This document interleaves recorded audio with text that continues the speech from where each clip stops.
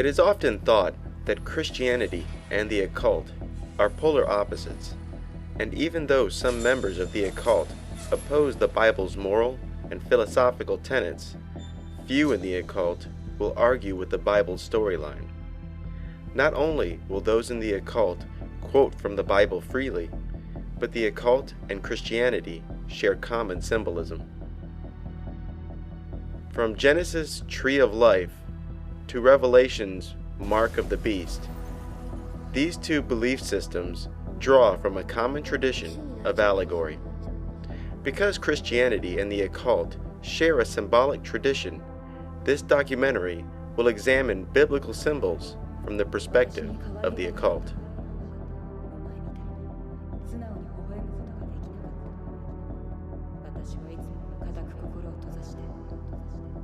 In the Bible's book of Genesis, God places Adam and Eve in the midst of the Garden of Eden. Eden, according to the Bible, was a paradise where illness and suffering were unheard of.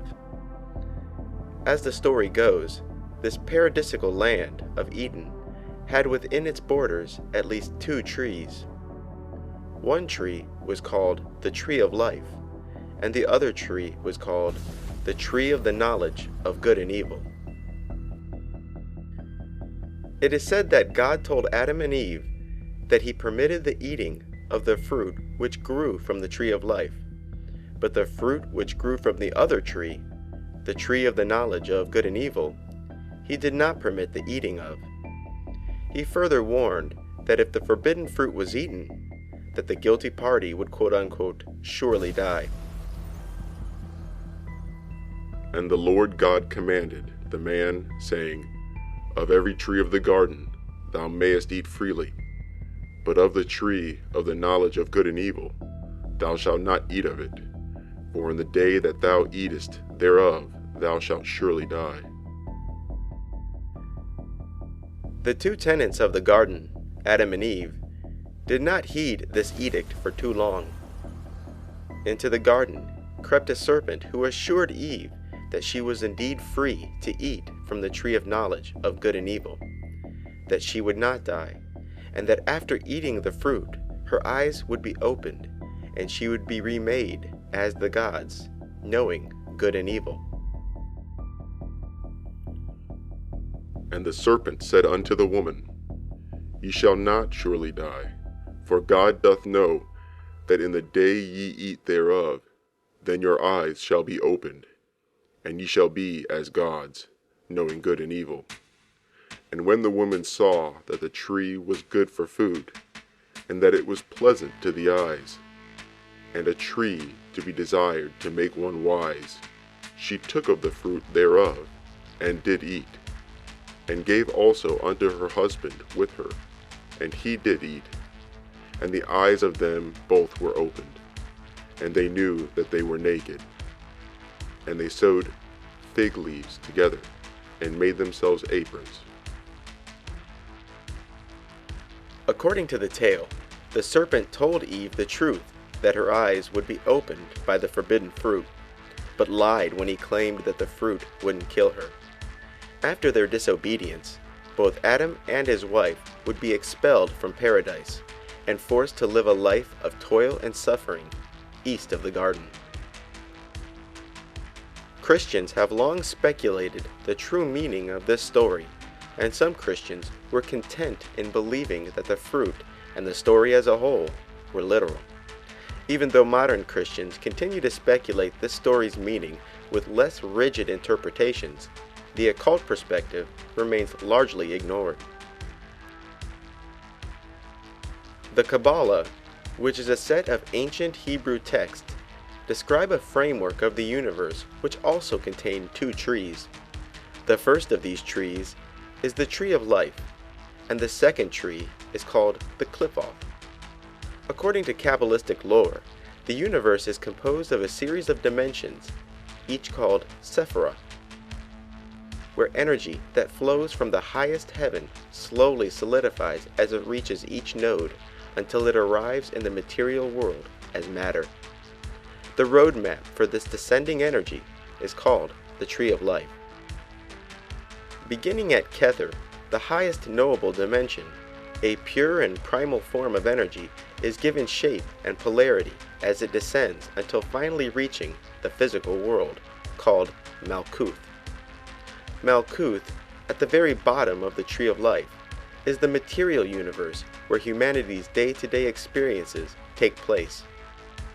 According to the Kabbalah, however, the whole of human experience is not limited to the material world, but also include the higher, more heavenly realms.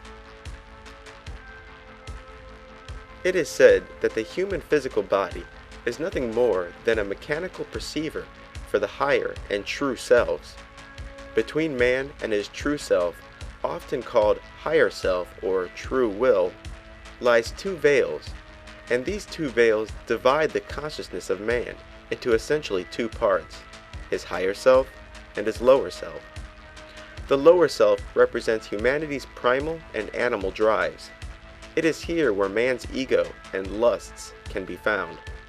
Above the lower self can be found the higher self, and this higher self, which is often called one's guardian angel, represents man's divine nature. The whole situation can be likened to a video game. When playing a video game, two copies of oneself are brought into existence. The first copy is the true you, your true self, the one sitting in a chair with controller in hand. The second copy, your lower self, often called your lower will or ego, is the one inside the video game, jumping, shooting, and ducking inside the 3D computer-generated world. The video game version of yourself is nothing more than a perceiver for your true self, whose flesh cannot exist inside the electronic confines of a computer game.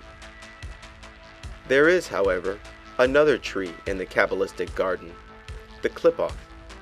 The Qliphoth, sometimes called the Tree of Knowledge of Good and Evil by modern occultists, is an underworld of demons. The Qliphoth is said to be identical to the Tree of Life, where it exists below Malkuth. This infernal tree is said to be ruled by the fallen angel Samael, who is the Kabbalistic equivalent to Satan from the Bible.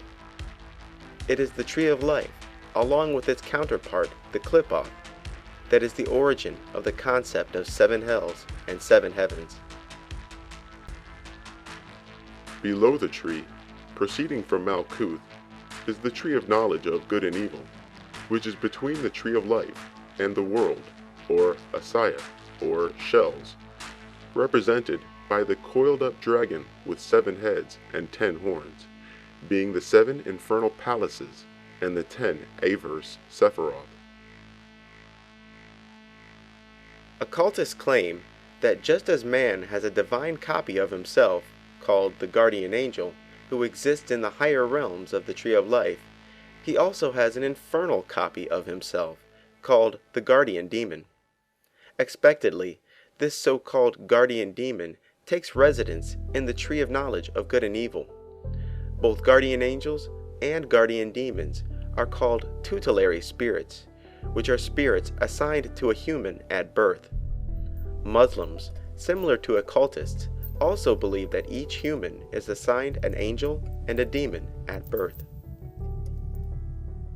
A large part of occult practice involves contacting or uniting with one's tutelary spirit. The most common operation is often called knowledge and conversation with the holy guardian angel. Coming into contact with one's guardian angel is not only one of the occult's highest achievements, but a necessary step in gaining mastery over magic itself. After a series of rituals designed to help the spirit slowly climb the Tree of Life, you will finally come into contact with the true you that exists in the heavenly realms. After achieving unity with one's tutelary spirit, the magician not only experiences ever-increasing psychic and intellectual ability, but most importantly, true illumination. Yoga, which literally means unity, is based on similar principles of connecting to one's ultimate divine form. This process of using magic to increase one's psychic and intellectual powers is called psychic development, and has long been known as alchemy. Initiation is another term often used to describe spiritual development. In movies like The Last Airbender, the Christ child is learning to master new powers as he gains mastery over the four magical elements: air, water, earth, and fire.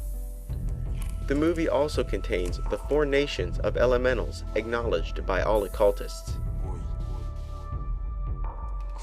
According to the official story, alchemy is the controlled transmutation of one metal to another. The very utterance of the word alchemy invokes in the commoner mental imagery of a medieval eccentric foolishly attempting to turn lead into gold. Magicians, both modern and ancient, have nurtured and enjoyed this misconception. As usual, these magicians cleverly conceal the truth of their work in symbols, while the profane tried in vain on account of taking the symbolic literal. The metals of alchemy have absolutely no relation to the physical manifestation of the metal. The minerals of alchemy have absolutely no relation to the physical mineral whose name it bared. The answer, in part, is to be found in the hexagram and the tree of life. The hexagram, falsely called the Star of David, is only connected to the Jewish people because of the Kabbalah. The hexagram is actually a symbol for the 7 of the 9 Sephiroth above the material plane. It is essentially a symbol of the 7 magical planets: the Moon, Mercury, Venus, the Sun, Mars, Jupiter, and Saturn. Each of these 7 planets are associated with and correspond to a particular metal. Further, each of those 7 of 9 Sephiroth above Malkuth also correspond to a particular metal. With this in mind, the hexagram and all of its correspondences can be nearly superimposed on the Tree of Life, with only the sphere of Binah, which represents Saturn, ruining the perfect superimposition. Similar to how the fruit from the Tree of Life can increase one's power, so too can fruit from the Tree of Knowledge of Good and Evil, because it is the realm of demons, including your own demon. If you recall, Adam and Eve, after eating from the Tree of Knowledge, knew they were naked and made aprons for themselves with fig leaves.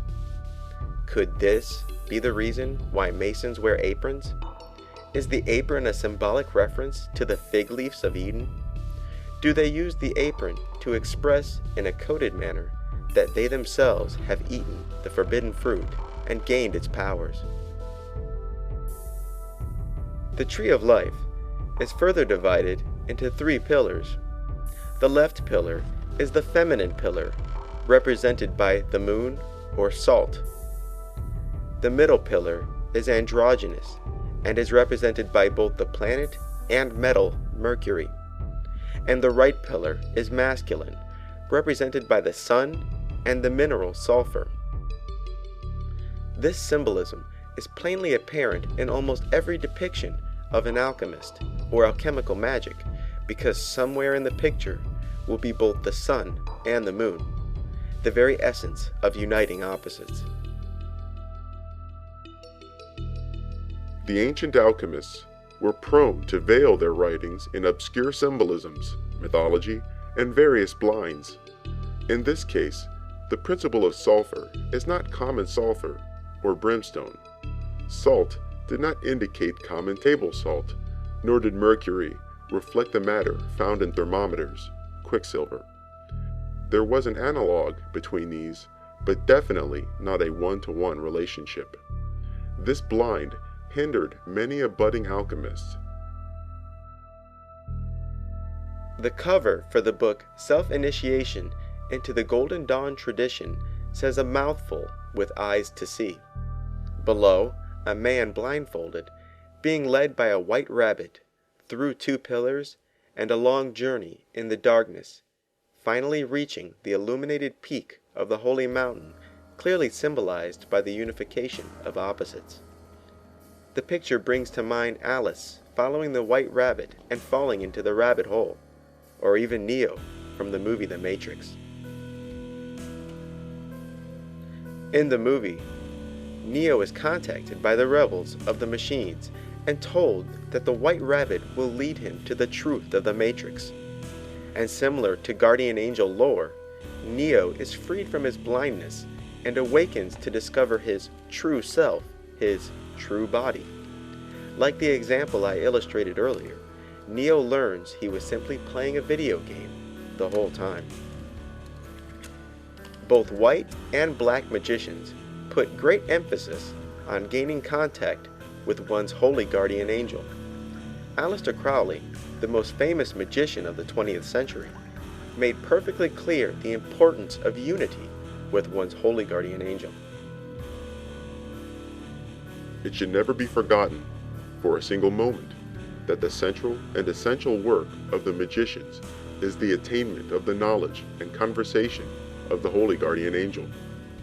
Once he has achieved this, he must of course be left entirely in the hands of that angel, who can be invariably and inevitably relied upon to lead him to the further great step, crossing of the abyss and the attainment of the grade of the Master of the Temple.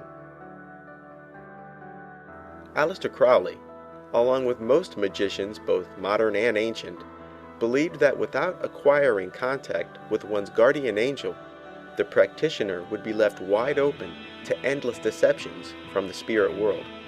Aleister Crowley, who himself was a black magician and Satanist, makes an interesting remark regarding the difference between white magic and black magic.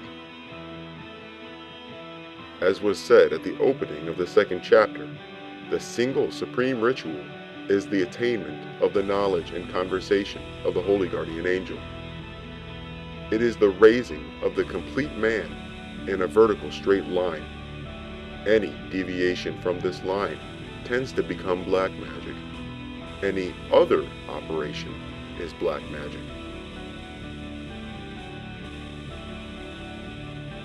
Most black magicians revel in muddying the lines between right and wrong, white magic and black magic. Even white magicians claim that the difference between white magic and black magic is solely based on the intention of the practitioner. But Aleister Crowley, in his book Magic in Theory and Practice, makes a rather all-encompassing statement regarding the line between. Here, he suggests that any magic, regardless of intention or desired outcome, is black magic if it is not in pursuit of attaining knowledge of one's guardian angel. Case closed. According to Crowley's definition, even the most benign love spells are classified as black magic. It is indeed interesting that Crowley's comment would parallel the edict given to man in the Garden of Eden, that the only thing that is truly permitted is eating from the tree of life. The movie Gamer depicts in a subtle way contact with one's true self. In the movie, real humans who are strictly confined to a gaming environment are puppeted by other people who exist outside the gaming environment. During the movie, the puppet and the puppeteer finally have a direct conversation.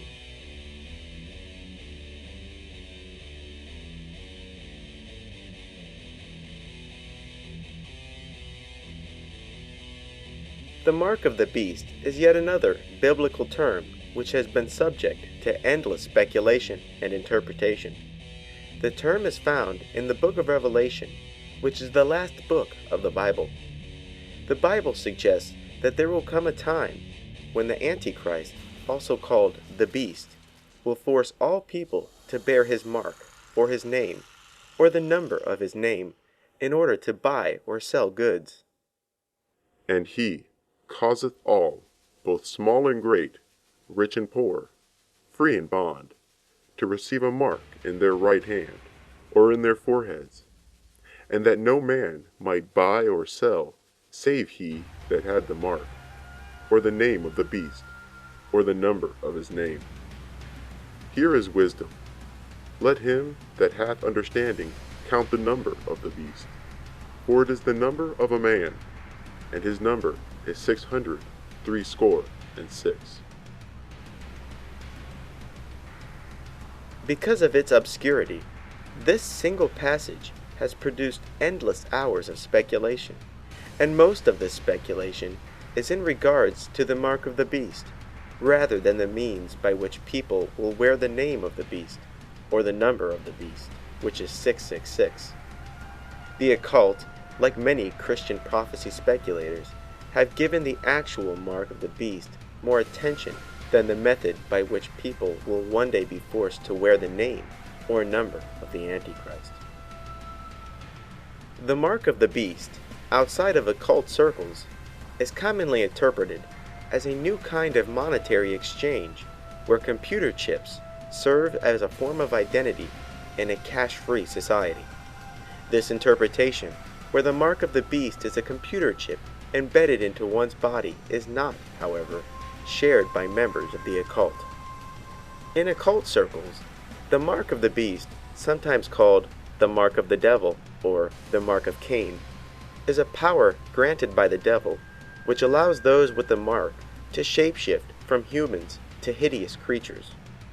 The most common description of those who are endowed with the mark of the beast parallel what are often called werewolves or lycans.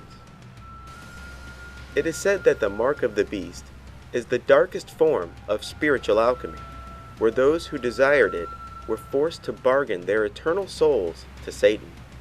After being endowed with the mark of the beast, the individual can shapeshift at will. Those who claim to have been given the mark of the beast describe it as a form of self-deification, where they rise above the limits of human clay and are reborn in the image of the devil. The reason that the mark of the beast is also called the mark of Cain is that members of Satanism freely connect biblical Cain with the Antichrist, and further, they associate the mark that Cain was given with the mark of the beast itself. In the Bible, Cain, who was said to be the firstborn son of Adam and Eve, killed his brother Abel, after which God placed a mark on Cain and sent him away from his family. This mark placed on Cain was not only punishment, but prevented other people from killing him. Behold, thou hast driven me out this day from the face of the earth, and from thy face shall I be hid, and I shall be a fugitive and a vagabond in the earth. And it shall come to pass that everyone that findeth me shall slay me. And the Lord said unto him, Therefore whoever slayeth Cain, vengeance shall be taken upon him sevenfold. And the Lord set a mark upon Cain, lest any finding him should kill him. And Cain went out from the presence of the Lord, and dwelt in the land of Nod, on the east of Eden. The occult not only associates Cain and the mark placed upon him with the Antichrist and his mark, but also claim that Cain was in fact the son of Satan and the whore of Babylon, or Satan and Eve, rather than the son of Adam and Eve. Equinox, an Aleister Crowley publication, states, Their prince is Lams, Samael, the angel of poison and of death. His wife is the harlot, or woman of whoredom, and united they are called the beast. Thus the infernal trinity is completed, which is, so to speak, the averse and caricature of the supernal creative one. Samael is considered to be identical with Satan. In the first place, there is again the woman riding on the bull, which is the reflection of Babylon that rideth on the beast. And also there is an Assyrian legend of a woman with a fish, and also there is a legend of Eve and the serpent, for Cain was the child of Eve and the serpent, and not Eve and Adam. And therefore, when he had slayed his brother, who was the first murderer, having sacrificed living things to his demon, had Cain the mark upon his brow, which is the mark of the beast spoken of in the Apocalypse, and is the sign of initiation. Michael W. Ford, a modern satanic author, makes similar connections between Cain, his mark, and the Antichrist. I conjure thee, Cain, who is the earthly devil, who is the master of spirits, encircle and awaken within my flesh, my blood, my mind.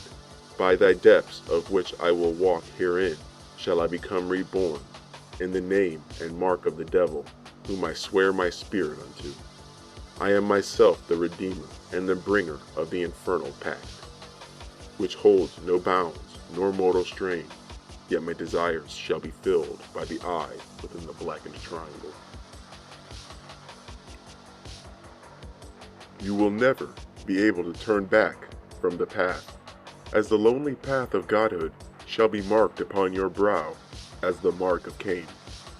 As you are shadow, allow yourself to grow close to this infernal king and enter his essence. Open your astral eyes as this shadow and understand you may take any form you wish. You are vampire, incubus, set-like, and immortal in essence.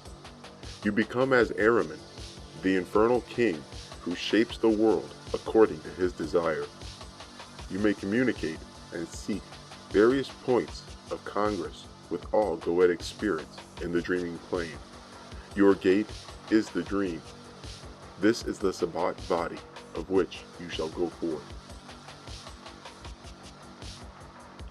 Lilith drank the blood of man and bred her children from their seed, taken from nocturnal congress with those sleeping. Desert travelers were drained of life, and their children were given to her vampiric children to grow strong. Lilith opened the gates of Arazura, called the secret place, and the great shadow Ahriman came before me. I took the mark of the beast, and Lilith's mark, being the bloodied coal. Lilith taught me the arts of the vampire, and prepared my spirit and flesh to walk between the world. The true mark of Ahriman was given, and I passed between the light to the shadows. Upon waking in the sand, I could face again the sun, yet see equally as well in moonlight. I mark myself with the kiss of the devil, that I may transform in spirit unto the phantom shade of night. I shall become the wolf. The spirit takes the form that it so desires at the moment, joins with familiars and other demonic forms, and goes forth to a place which centralizes the imagination in an infernal sense. The devil is by this standard a mirror of the liberated mind, awaiting confirmation of self-belief and the desire to becoming something else. Remember, throughout history, the devil has always been a shapeshifter.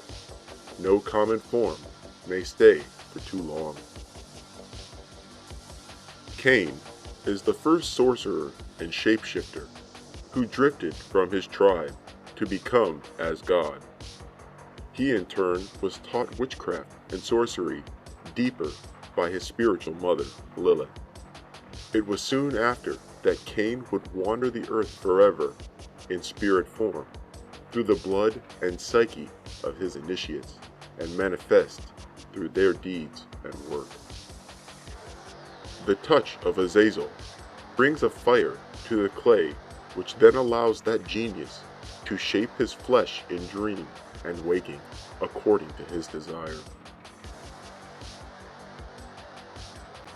The Necronomicon, a book commonly thought of as the fictional tales of H.P. Lovecraft, also contain a reference to the shapeshifters who bear the mark of the beast. Know, fifthly, that the worshippers of Tiamat are abroad in the world, and will give fight to the magician. Lo, they have worshipped the serpent from ancient times, and have always been with us.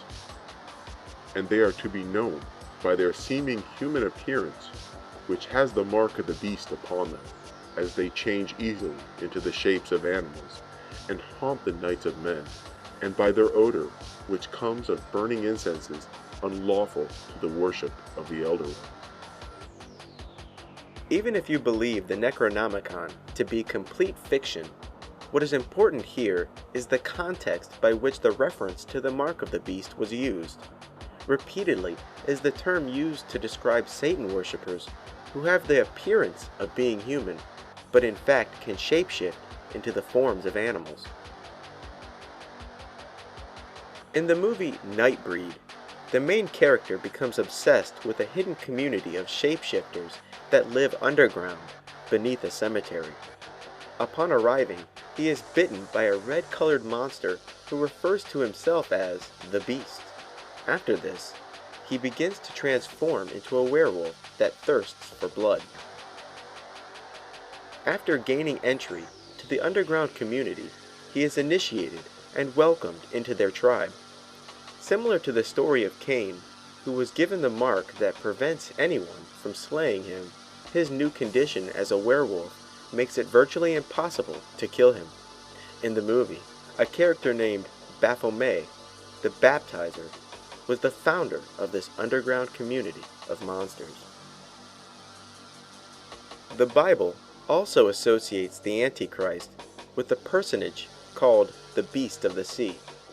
This character is so called because he is not only associated with the beast, who is the Antichrist, but also because he is said to rise up out of the sea. Its symbolic description is a scarlet-colored beast with 7 heads and 10 horns, and 10 crowns upon its 7 heads. The color scarlet is simply red with a slight tinge of orange. And I stood upon the sand of the sea, and saw a beast rise up out of the sea, having 7 heads and 10 horns, and upon its horns 10 crowns, and upon its heads the names of blasphemy. The Bible also describes this multi-headed beast being ridden by a harlot wearing the colors scarlet and purple. This woman is described as the whore of Babylon and the mother of abominations. So he carried me away in the spirit into the wilderness, and I saw a woman sit upon a scarlet-colored beast, full of names of blasphemy, having 7 heads and 10 horns. And the woman was arrayed in purple and scarlet color, and decked with gold and precious stones and pearls, having a golden cup in her hand, full of abominations and filthiness of her fornication. And upon her forehead was a name written, Mystery, Babylon the Great, the mother of harlots and abominations of the earth. The Bible identifies the 10 horns upon the 7 heads of the beast as 10 kings who will rule alongside the Antichrist. And the 10 horns which thou sawest are 10 kings, which have received no kingdom as yet, but receive power as kings 1 hour with the beast. These have one mind, and shall give their power and strength unto the beast.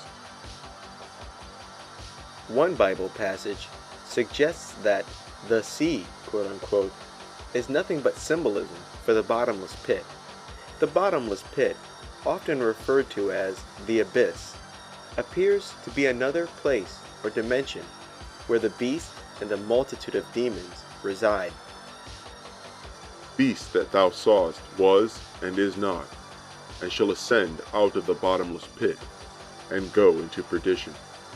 And they that dwell on the earth shall wonder, whose names are not written in the book of life from the foundation of the world, when they behold the beast that was, and is not, and yet is. Another Bible passage implies that, quote-unquote, the waters is symbolism for the many nations. And he saith unto me, The waters which thou sawest, where the horse sitteth, are peoples and multitudes and nations and tongues. The beliefs of many in the occult coincide closer with the first interpretation of the sea. In the occult, the beast with 7 heads and 10 horns represent the Qliphoth, or the tree of knowledge of good and evil, where the 7 heads represent the 7 hells, and the 10 horns representing the 10 rulers of the underworld. On the Tree of Life lies a region called the Abyss, and is often called the 11th unofficial Sephiroth, called Da'at. If you recall, the Tree of Knowledge of Good and Evil, the Qliphoth, was identical to and below the Tree of Life. This alternate tree is commonly referred to as an averse Tree of Life, averse meaning hostile, against, and opposite. Tempted by the fruit of the Tree of Knowledge, stooped down to the Qliphoth. The columns were unsupported, and the Sephirotic scheme was shattered, and with it fell Adam, the Mycoprosopus. Then arose the great dragon with 7 heads and 10 horns, cutting by his folds Malkuth from the Sephiroth, and linking it to the kingdom of the shells. The 7 lower Sephiroth were cut off from the 3 supernals in Da'at. The floor is black, having upon it also a triangle enclosed with the heptagram, bearing the titles of the averse and evil Sephiroth, as shown by the great red dragon with 7 heads. Let's return to Israel Regardie, a knowledgeable magician and prolific occult author, regarding his interpretation of the Tree of Knowledge of Good and Evil, and the beast with 7 heads. Below the tree, proceeding from Malkuth, is the Tree of Knowledge of Good and Evil, which is between the Tree of Life and the world of Asaya or Shells, represented by the coiled-up dragon with 7 heads and 10 horns, being the 7 infernal palaces and the 10 averse Sephiroth. The great goddess Eve, tempted by the fruits of the Tree of Knowledge, whose branches tend upwards to the 7 lower Sephiroth, but also downwards to the kingdom of Shells, reached down to them, and the 2 pillars were left unsupported. Then the Sephirotic tree was shattered. She fell, and with her fell the great Adam. And the great red dragon arose with his 7 heads and 10 horns, and Eden was desolated. And the folds of the dragon enclosed Malkuth, and linked it to the kingdom of Shells. And the heads of the dragon rose in the 7 lower Sephiroth, even up to Da'at, at the feet of Alma Elohim. Before you are the 10 averse and evil Sephiroth of the Qliphotic or Shells, collected into 7 palaces, wherein the apocalyptic mystery of the 7 heads and 10 horns.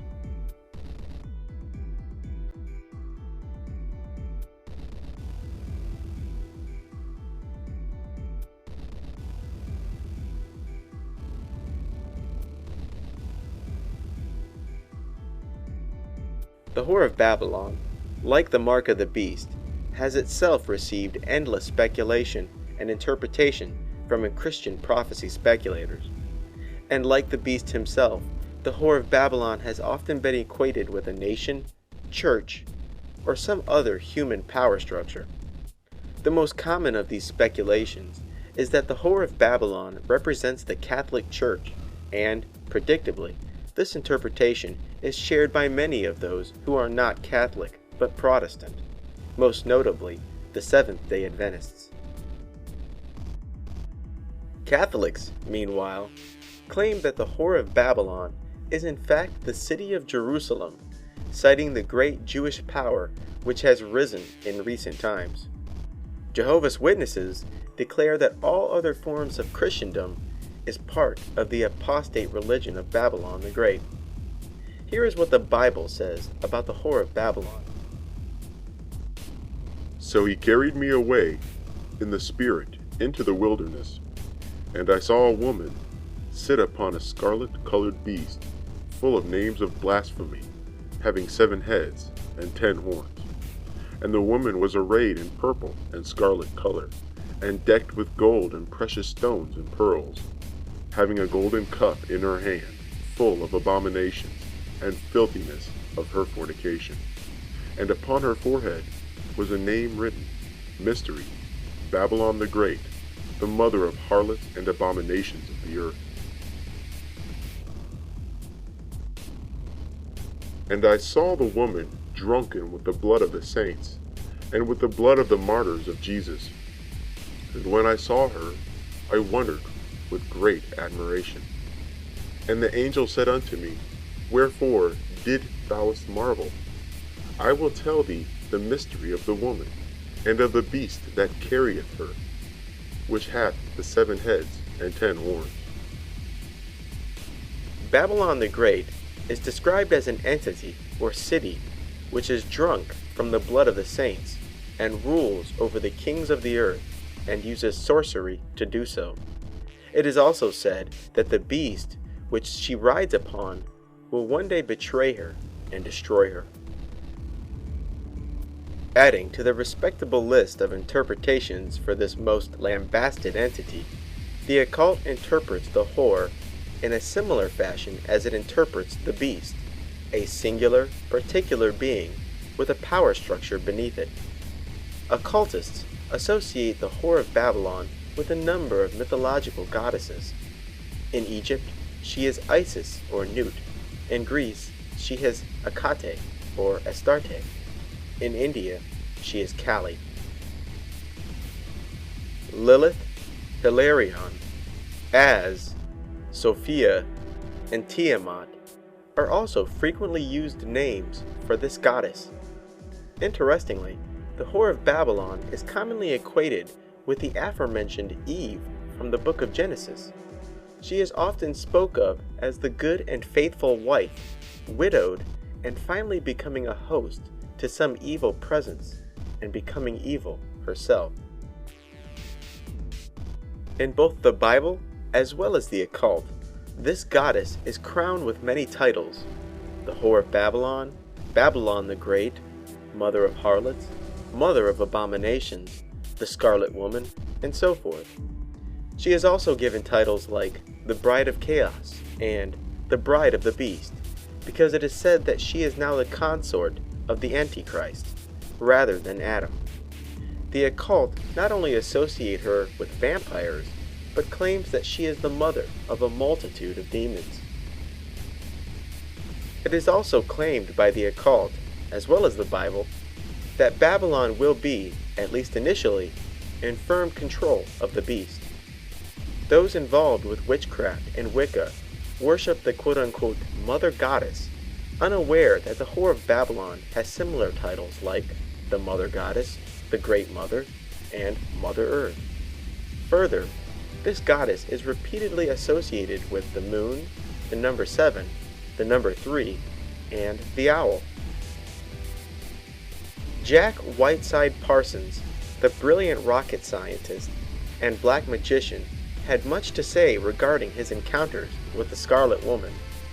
John Parsons, sometimes known as Jack Parsons, claims that he evoked the goddess and engaged in sexual congress with her. The goddess, according to Parsons, claims that she arrives in the midst of humanity in the form of avatars, using one body after another till her will, and the will of the beast, is fulfilled. Glory unto the scarlet woman, Babylon, the mother of abominations, that rideth upon the beast. For she hath spilt their blood in every corner of the earth, and lo, she hath mingled it in the cup of her whoredom. And I, Belarion, Antichrist, do lift up my voice and prophesy, and I say, I shall bring all men to the law of the beast 666, and in his law I shall conquer the world. And within 7 years of this time, Babylon, the scarlet woman Hilarion, will manifest among ye, and bring this my work to its fruition. Aleister Crowley has also made numerous references to the whore of Babylon as a singular entity who is both the mother and the concubine of the Antichrist. Yes, I, the beast, my scarlet whore bestriding me, naked and crowned, drunk on her golden cup of fornication, boasting herself my bedfellow, have trodden her in the marketplace, and roared this word that every woman is a star. This is the secret of the Holy Grail, that is the sacred vessel of Our Lady, the Scarlet Woman, Babylon, the mother of abominations, the bride of chaos, that rideth upon our Lord, the beast. Thou shalt drain out thy blood, that is thy life, into the golden cup of her fornication. Thou shalt mingle thy life with the universal life. Thou shalt keep not back one drop. Of all the occult writers, it is Michael Ford, as usual, who has the most to say about the satanic perspective regarding the Whore of Babylon. Babylon is the Kabbalistically restored spelling of the biblical Babylon, the Great Whore. This goddess is in union with the beast 666 in the book of Revelation. Aleister Crowley restored this goddess to her aspect of holding the cup of her fornications, from which the blood of the saints dwelled. Those who traverse and persevere through the path of Thelema, or holy magic, might offer their blood to the great cup, opening themselves to the glory of Babylon. The queen of the witches, Sabat, is none other than Lilith, known in Persian mythology as or Je, the harlot who is the embodiment of sexual power. She is known through many cultures, Hebrew, Persian, and European as Hecate, the triple goddess of the crossroads, who is mother of death, shades, witchcraft, and necromancy.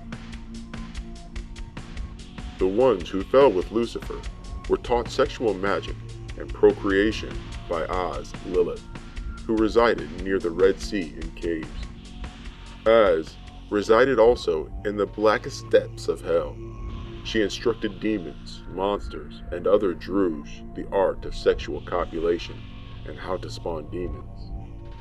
Az Lilith was the mother of succubi and incubi, demons who held sexual congress with humans, and with their emissions spawned other shadow forms. Egyptian mythology, Greek mythology, the mythologies derived from ancient Mesopotamia, and of course the Bible are the primary traditions from which occultists tend to draw symbolism. As you can see, Satanists and occultists in general not only use biblical symbolism, but reinforce it with elaborate details and explanations. In fact, it is those involved with natural magic, like Wicca, that are most likely to disregard the biblical tradition, whereas white magicians and black magicians who practice ritual magic acknowledge the Bible as a viable source of practical information, debating only the Bible's philosophical principles. In this regard, can Christianity and Satanism be thought of as opposite sides of the same coin?